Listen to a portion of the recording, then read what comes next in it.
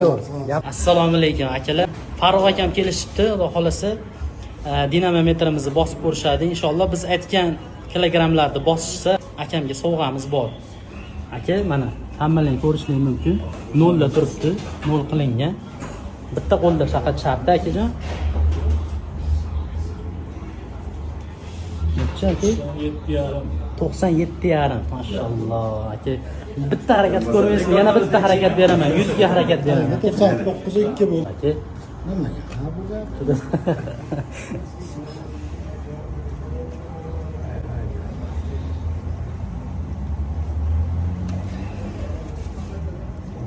Yo, qaranglar aka.